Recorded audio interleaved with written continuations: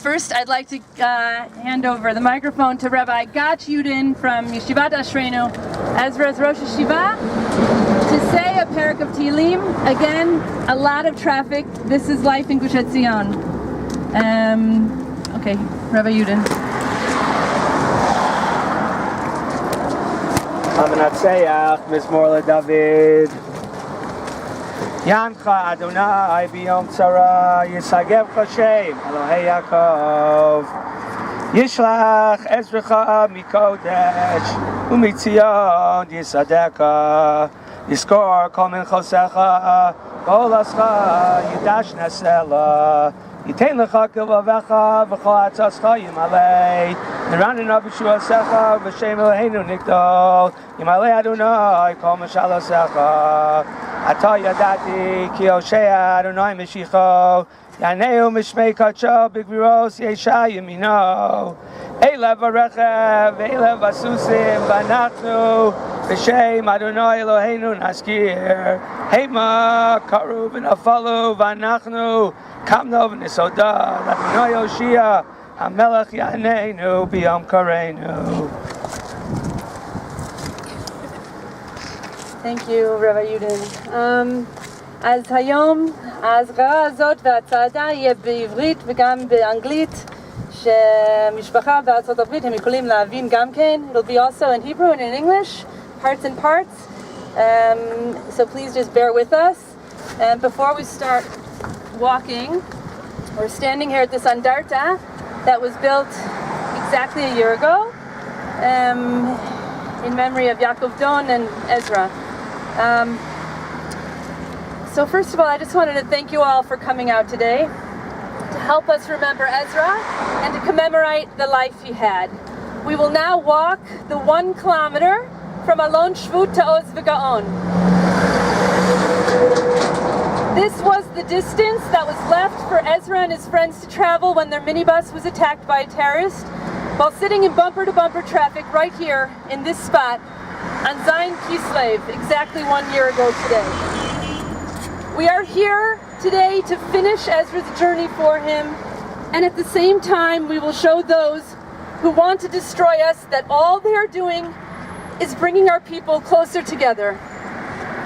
In remembering Ezra's beautiful, fun life and the love of his family and friends had for him, we can aspire to enrich our own lives as well. Use those memories to promote doing acts of kindness and chesed towards others. And to those of you who never even knew Ezra, be inspired by the young man who came to Israel for the year before college to experience his Jewish life in Eretz Yisrael, to do some learning, some chesed, to connect to his roots, to spread his wings, to make everyone happy and ultimately just have a good time. Keep Ezra's fun-loving spirit in mind as we walk together up to Oz V'Gaon. ועכשיו אנחנו מתחילים עם הצעדה. Please walk only on the sidewalks, on the midracha. Only cross through the tzomet when the army has stopped the traffic for us. Mayor Deutsch is also in Madim, so he is considered army. Please do not leave large gaps so we can all cross in an orderly fashion.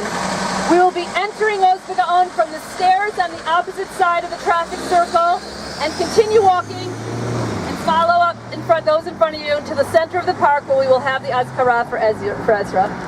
Thank you all for coming.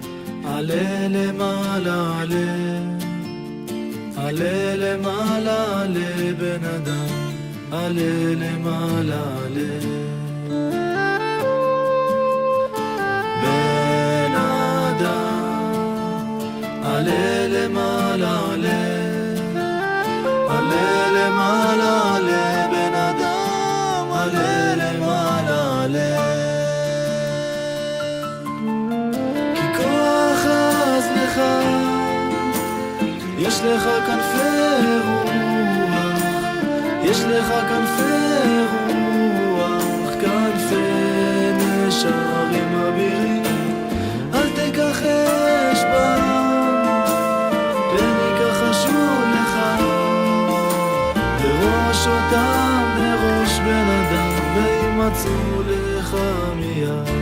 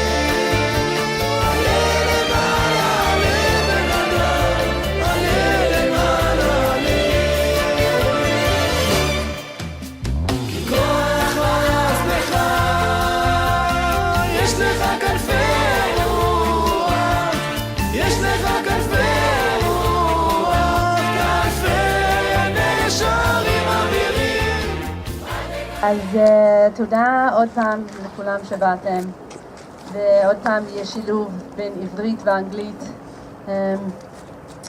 So Ruth and Ari can understand and what we are all saying today. So thank you everyone again for coming, especially those who've traveled so far to be here this afternoon, including Ezra's aunts and uncles and his cousins who are living here in Israel, from both his mother's side and his father's side. They loved Ezra so much, and we are honored to have them here with us today.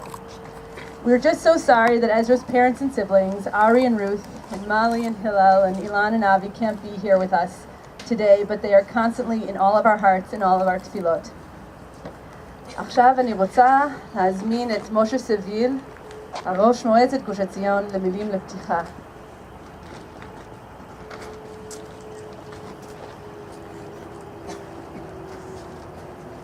Who doesn't speak Hebrew? Also, I could do it in Hebrew, but okay, I'll do it in English. I wrote it in Hebrew. I tried to translate it. Okay.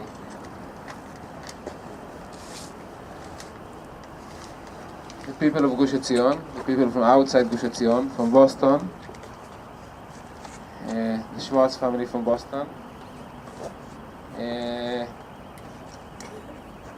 When I think about Ezra and I think about this day, a year ago, when I was there in the Tzomet, in the junction where Ezra and Yaakov got murdered, I think about the sentence, one for all and all for one.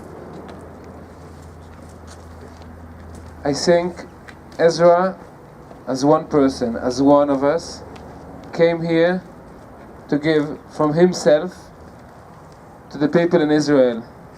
He came to Israel, he came here to Gush Etzion, he came to Oz Vegaon, he came to volunteer, he came to help, he came to do good things, and now, all of us, we came now today for Ezra. We came to say that the good things he did in Israel and the good things he did in his short life, we will continue to do it together, the people of Gush Etzion, the people who, you guys who came here for a year or two, hopefully you're going to stay in Israel, come to live in Gush Etzion. The good things we are going to continue to do as a zikaron for what Ezra did in Israel and did in his short life. I didn't write it, and we just walked there, so הזיכרונות צפו. I started to think about what was in this day. I told a bit about it a bit to Rocky. And I remember the friends of Ezra asking about him and wanting to know, they just wanted to know how is Ezra. And I saw part of them were injured, part of them were in very big panica, but they wanted to know what's going on with Ezra. And I saw in their eyes a lot of love to the person. I didn't know who is Ezra. I didn't first time I heard the name, but I saw so much good guys asking with a lot of love, just tell me where is Ezra, what is going on with Ezra. And I saw this love from his friends, and I immediately understood that he's a special friend for his friends. So as I said, we'll continue to do good things for the people in Israel and in Gush Etzion with all of you. This is the tzava that I take to myself, to do good things, to build, to say to the people who want to kill us, we are not going to stop. We are going to continue to live in Eretz Israel. We'll continue to do good things here. בעזרת השם, בשנה הבאה בירושלים הבנויה.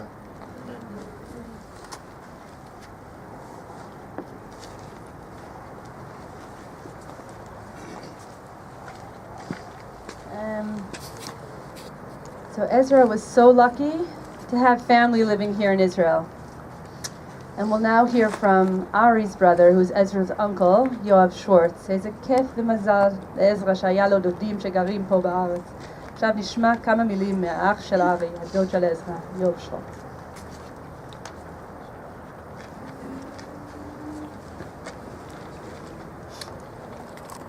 When Ezra was born, Pam and I lived about a 5-minute walk away from his family's house. We held him as a newborn, we regularly spoiled him and Molly in our apartment, and we enjoyed Shabbat meals and Chagim together. After a few years, Ari and Ruth moved to Sharon, and we moved to Seattle, so visits became less frequent.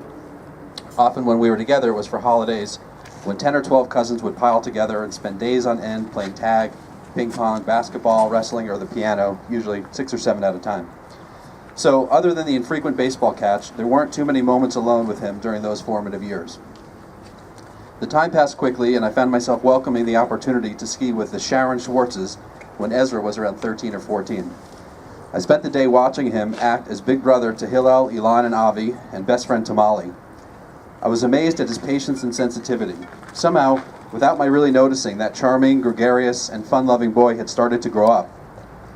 As I watched him ski expertly through the terrain park, then stop to help one sibling with his bindings and extract another from the base of a tree, I remember thinking to myself, this is one special kid. He had such an extraordinary patience and caring toward his siblings, but it didn't get in the way of him having a fun time. And just as I had that thought, as if on cue, one of his brothers went shooting down the slope and skied right over Ezra's skis. When Ezra started to explain that the uphill skier has to watch out below, his younger brother, who shall remain nameless, began yelling at Ezra and blaming him for the near collision. At which point, Ezra, appropriately out of patience and justifiably exasperated, simply picked his brother up and tossed him. It was the most fitting response, and I was proud of him for being a great brother, showing orders of magnitude more patience than anyone could be expected to show, and then reacting in the most normal way possible after a sibling altercation. And that might seem like an odd story, but it always makes me happy to think about him in that way. That kind soul, that fun-loving kid who was real, he was honest, and he was authentic. I, and everybody, loved that about him. I also loved his tenacity. When he wanted something, he went after it with all of his energy. Whether it was baseball, skiing, fun with friends, he went the last mile. I remember a trip we took together to Olympic National Park. He and Molly explored every trail, hung on every tree, and then there was the family vacation where all the cousins were swimming in a pool together.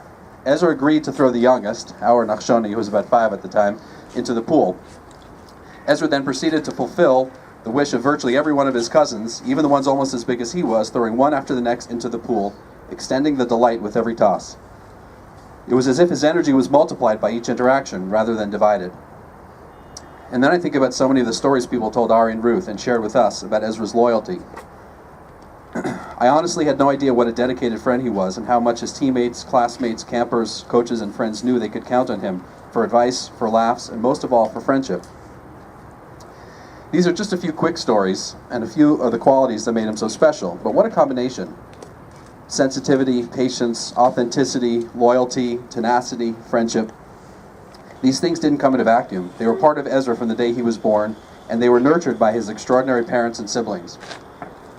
Ruth, his mother, was the one who ferried him from home to practice and from practices to games, early on Sundays, late on weekdays, keeping his uniform clean, his cleats in their proper place, and his schedule always organized. You'd be hard-pressed to find a mother as dedicated as Ruth. She remembers birthdays, anniversaries, and special events, can always be counted on to stand by the side of someone in need, and is loyal adasof to her friends, and certainly to her children. And when I think of Ezra's authenticity, his patience, and his tenacity, I can't help but think of the influence of my brother Ari, Ezra's dad. As a father, he's made it his life's priority to focus on his children, taking them camping, skiing, hiking, driving to baseball games, running out of work early to get to basketball games, hitting ground balls, having catches. I loved hearing Ari tell me that when he used to videotape Ezra skiing, it was of course cold and sometimes difficult to operate the camera in those conditions. At some point, Ezra taught his dad a neat trick. If you push the record button on a phone with your nose, you can keep your gloves on while filming. I picture Ari in freezing cold weather pecking at his phone with his nose to make sure he recorded Ezra shredding down a run of moguls.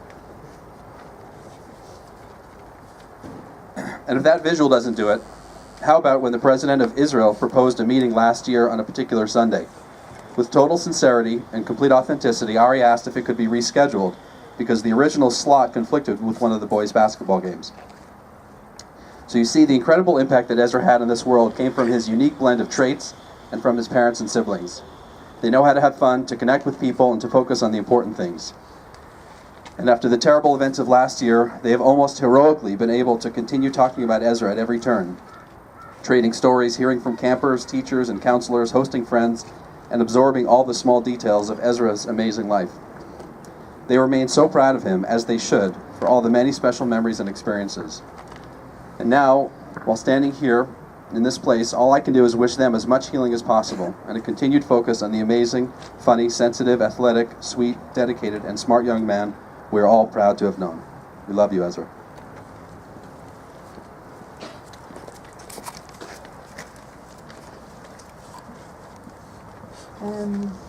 So Ezra spent many years enjoying fun-filled summers spent at Camp Yavne in New Hampshire.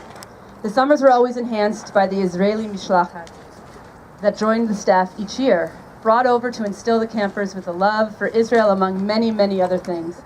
Aviv, who is joining us from Emek Yisrael, was part of that Mishlachat and will now share with us a few words for Ezra.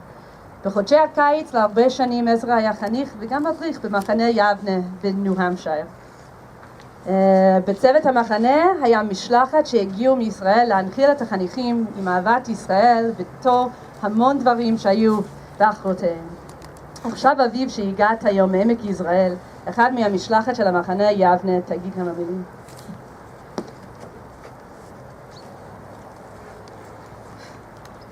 Hi, so my name is Aviv and I was part of the Yavne Mishlachat, Israeli Mishlachat, 2013, 2014, and 2015. Technically, I met Ezra for the first time in 2013 when he was Nale, and we gave them a pula, an activity, before they went to Israel. I really got to know Ezra though in 2015. I was Rosh Edah, and I was sitting in the Rosh's room with Eliza Abulafia, which some of you may know, and I asked her how her week went, and she told me it was actually pretty amazing because one of her chadashim, her new madrichim, got best madrich of the week, madrich mitztayen, and she was really happy about it because as a chanich it wasn't always so easy for Ezra, and she was really, really happy that she got to be a part of his growth and development in camp. So that's when I first heard about Ezra, and then during the summer, obviously, we got to know better. We got to know each other better. Mostly when apparently at some point I shut the door, one of the doors of the Chadar Ochel, on his finger, and he wouldn't let it go because he claims that he didn't know this, and he kept blaming it on my Israeli chutzpah. And he kept saying that I was very rude for not apologizing every time we came across each other around camp. That was our relationship. It was pretty funny. After, when Ezra was in Israel, during Sukkot, I texted a group that we had, a mishlachat with the American Yavne people in Israel. I texted them that I live in a kibbutz, and Sukkot is a big holiday. I texted them if anybody wants to join us in the kibbutz, they're welcome to come and celebrate the holiday. Ezra texted me back, saying him and Elana, his girlfriend, would like to come and join the holiday, the festivities. And he came, and I wasn't sure how it's gonna go because the kibbutz was secular, and Ezra and Elana both religious. And he actually had a lot of fun. He kept thanking us, telling us thanked us so much for having them over, that he's always wanted to see, to be in a kibbutz, a real kibbutz, and experience the whole entire way of life. And I was really happy that he had so much fun. And we got to know each other better. He told me about his experience in Yavne. Told me about his time as a chanich and his time as a madrich and how meaningful it was for him. And it was really touching to hear and meet him all over again and know him all over again. And the truth is that I've gotten to know Ezra more after he had died. And even though it was short and for me it was not enough, I'm really happy I got to know him and share all of those experiences with him. Thank you.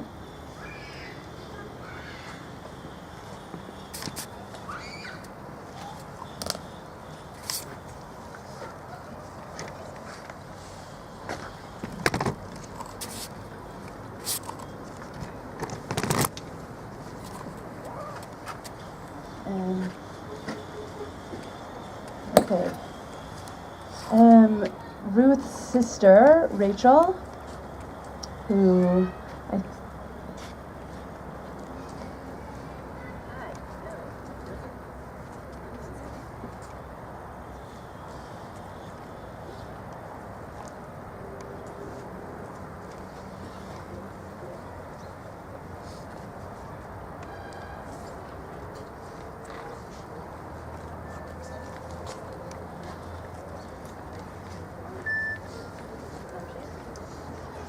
okay, so Ruth's sister Rachel, I think is stuck in traffic right now, and she was coming to read a few words from that Ruth had sent. So I think I'm going to deliver those words, b'shem Ruth, and when Rachel gets here, you can all go over to her and say hello to her as well. So these are sent from Ezra's mother, from Ruth. 1 year after Ezra's death, we still grapple with intense grief and sadness. Life has continued without him. If you knew Ezra, you would know how crazy that sounds. He was so full of life. He was loud, lively, funny and silly. Ezra was engaging and inclusive, and he loved his friends and family.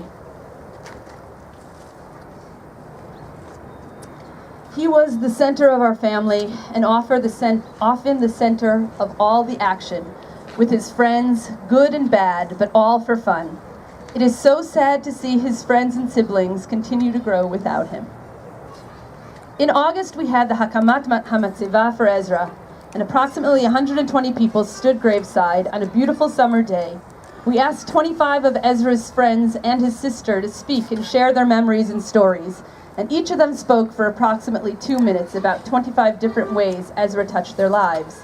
Some memories were funny, others were serious, and still others were about Ezra's ability to be a great friend.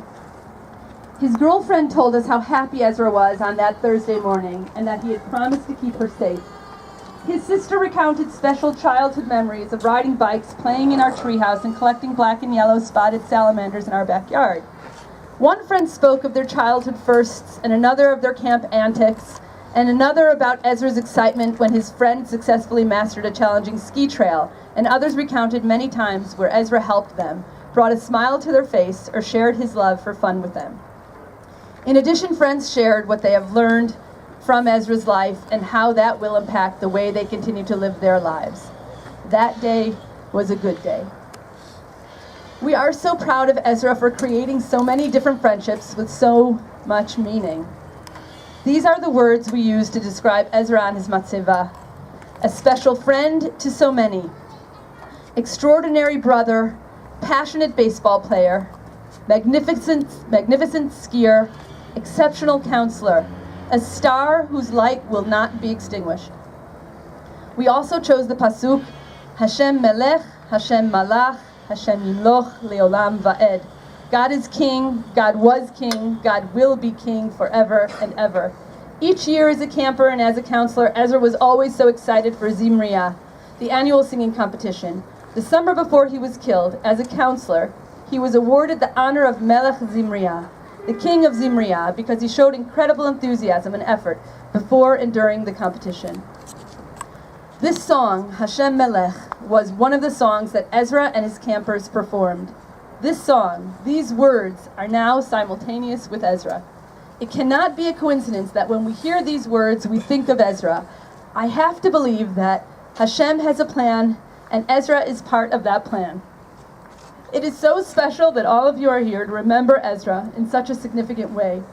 You walked from the place he was killed to the place he had planned to go.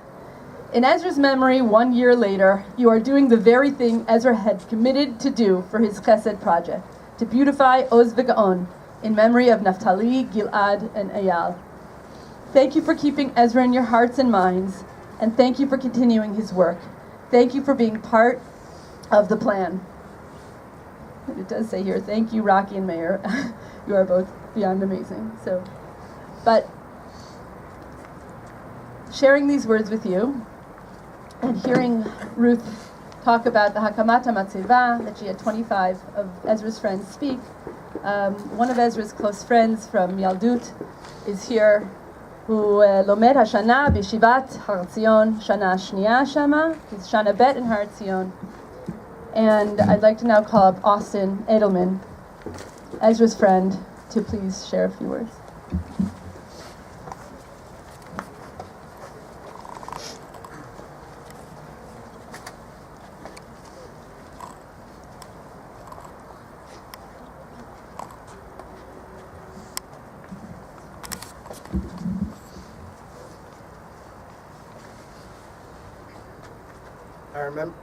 I remember exactly where I was. I was 2 minutes away. I was in the library, and I heard sirens, and I ignored them. I was so close.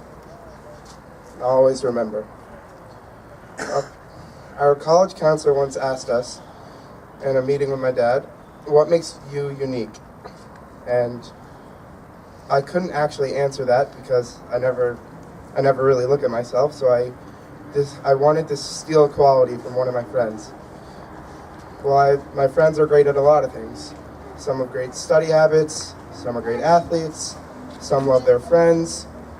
And what stood out to me, the quality I stole, was the ability to be calm in tight situations. I thought of the King of Calm. At that very moment, I stole his personality for the answer. I told her that I didn't crack under pressure. And close to deadlines or in tight situations, I said the right thing and felt no pressure. Now, that by no means described me at all, but it was something I wanted to be, and decided from then on, it wouldn't be a lie, but I would live by it. I was obviously thinking of Ezra. I wanted to be like him all the time. He was cool, he was calm. I was for better and in no way for worse jealous of him. People fell in love with Ezra. People clung on to him, sometimes for dear life. My best memories were at Yavne with Ezra, making trouble, playing ping pong during dinner when we weren't supposed to, going to the bunk alone when we weren't supposed to. And believe it or not, I wanted to be just like him. before my year in Israel, I didn't really want to go to Israel actually, and now I'm here second year. I brought all my stuff, but the one thing I didn't forget to take were 2 baseball mitts, one for me and one for him. I couldn't wait to use them. There's a mission on Pirkei Avot which tells you to stick close to a Rav and stick close to your friend. And there isn't a day that goes by that I don't think of Ezra, not a week goes by that I'm not with Ezra, so I'm just going to stick close.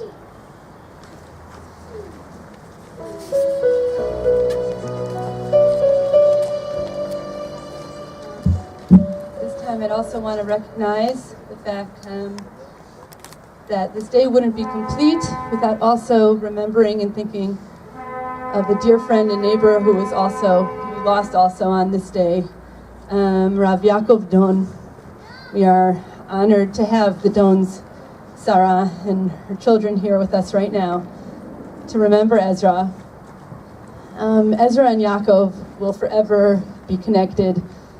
We like to say that Ezra is being watched over by Yaakov.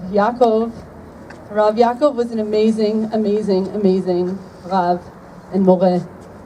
He was my children's teacher, and he was always there for our boys and for all the boys, for all kids, for all of Bnei Akiva, for our entire yeshuv. And like Ruth was saying before, Hashem has a plan, and Hashem had his plan to have Yaakov be there with Ezra, to be there with him, to be his teacher, and to keep watching over him as Ezra could watch over Yaakov as well.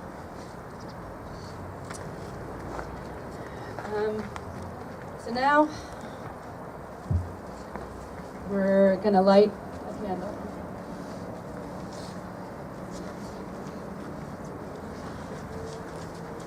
As we light the Ner Neshama, we're all going to sing together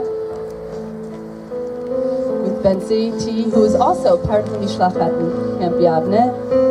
And we'll light a Ner Neshama, and then we'll continue on with the last part of the Azkara.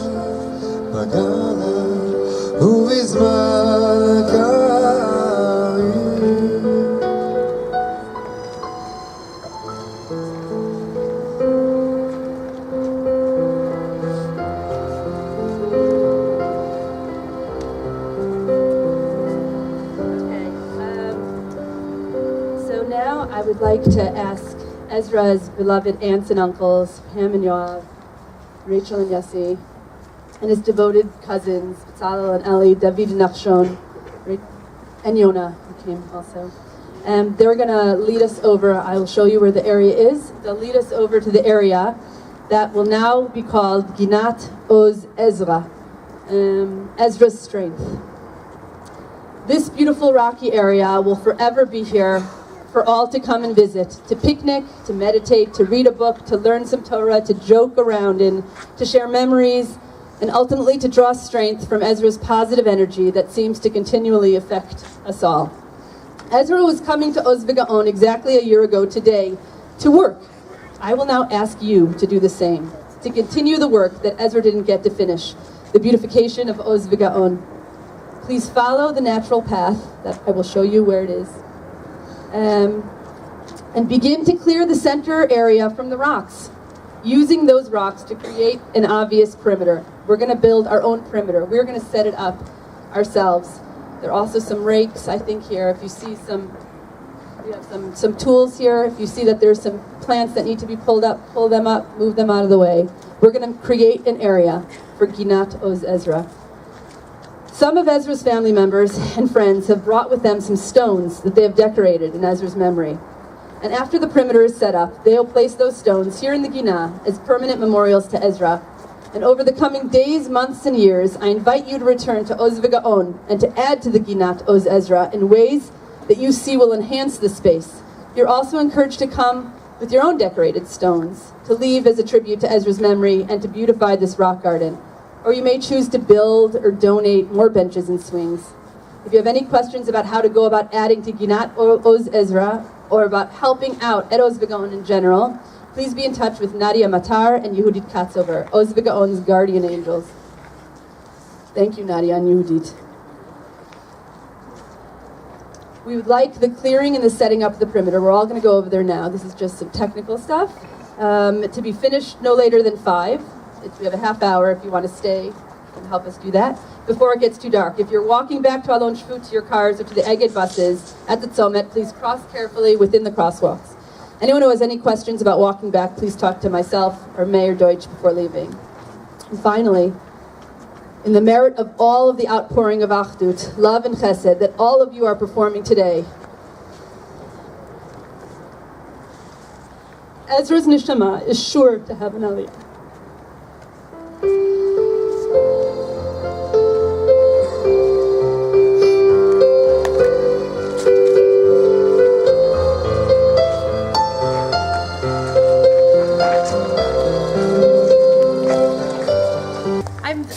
I'm thinking around the picnic bench and do it in the spirit that Ezra would have had when he was here. When he was here. You don't want that. But do it b'simcha. We are continuing what Ezra had started. Do it b'simcha. Always come back to Oz V'Gaon and do what you're doing. We're doing this. We're creating right now, and we're going to leave a lasting mark in Oz V'Gaon in Ezra's memory. And we're going to do this together.